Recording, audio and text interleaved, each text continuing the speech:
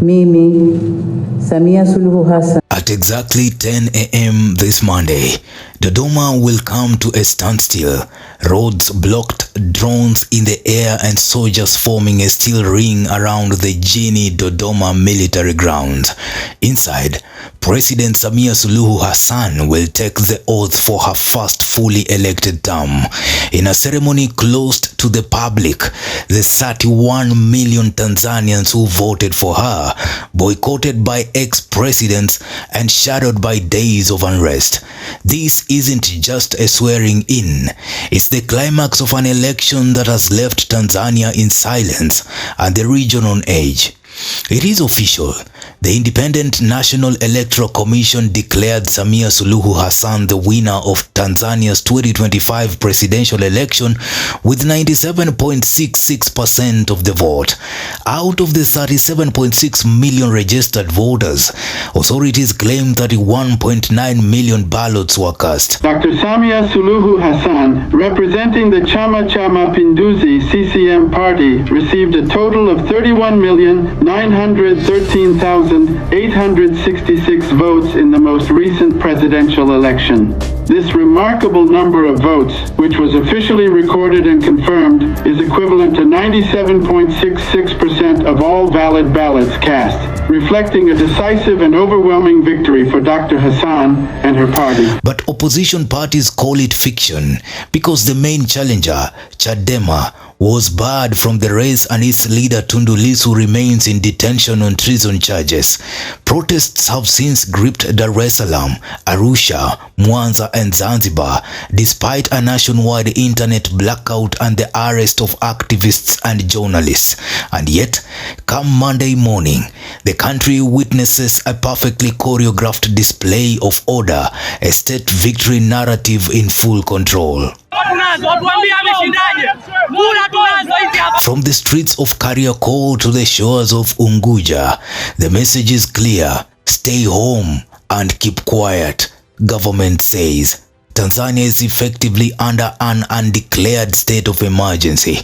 Military checkpoints, silent cities, and press under tight watch. The UN has confirmed at least more than 100 deaths in the post-election clashes, but local human rights groups whisper that hundreds may be missing. Opposition claims over 1,000 Tanzanians have been killed. Social media has been blocked for days. VPNs barely work, and reporters say soldiers are forcing people to delete protest footages. What's unfolding isn't just suppression, it is erasure. The venue tells its own story. Dodoma military grounds, not a public stadium, not a civic square. Only vetted CCM members, military brass and foreign dignitaries attend. The rest of the country watches through TBC, Tanzania's state broadcaster, if they can watch at all. Former presidents, not invited. Ordinary citizens, barred. And the timing, 10 a.m. sharp. Saa 4 asubuhi is deliberate.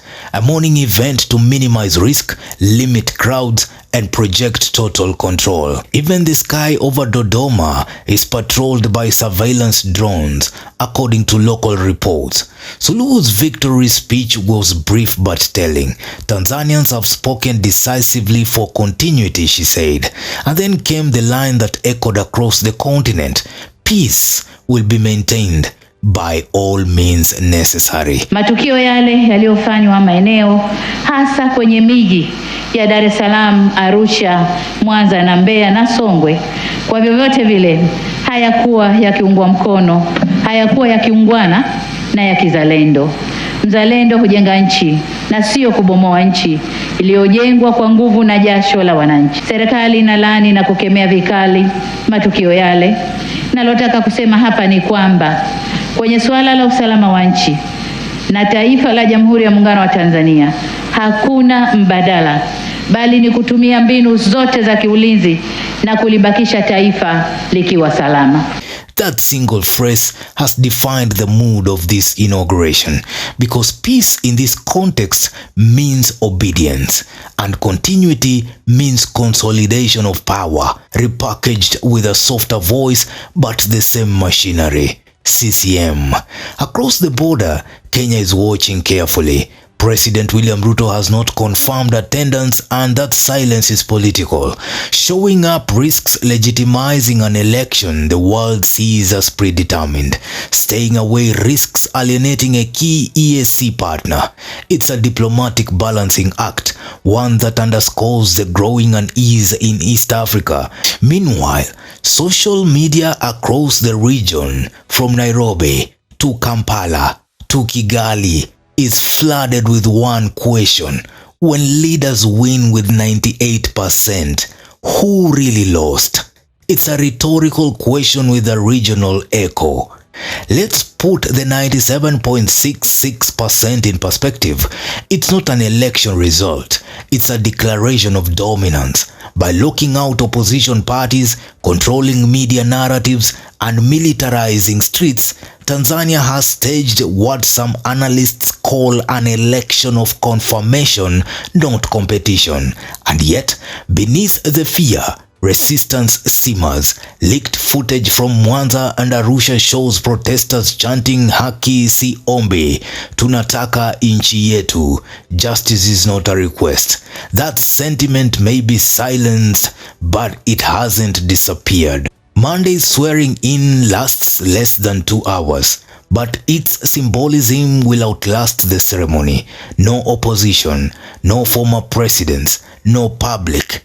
Even the 31 million who voted for her have not been given any chance to celebrate her victory. Just the image of Samia Suluhu, hand on the Quran, surrounded by the seat. A tableau of control disguised as democracy. Its power choreographed to perfection and silence enforced as peace. For East Africa, this is a mirror, a warning about how democracies die, not in chaos but in ceremony, through institutions that look legitimate but serve only one side. And Kenya, with its noisy politics and messy freedoms, stands in stark contrast. Because even with its flaws, Kenya's openness is what keeps it alive. In Tanzania today, silence has become the loudest sound. When President Suluhu raises her hand at 10 a.m., the cameras capturing a confident leader, a seamless handover, and a nation united. That is a mark of the biggest betrayal to democracy. But beyond her lenses, in the alleys of Dar, in the whispers of Arusha, are the silent grief of Zanzibar. Another Tanzania exists. One that knows peace without freedom isn't peace at all. And that's the story behind the oath, the part you won't see on state media. Newsroom, Maisha TV, Bushabi Jr.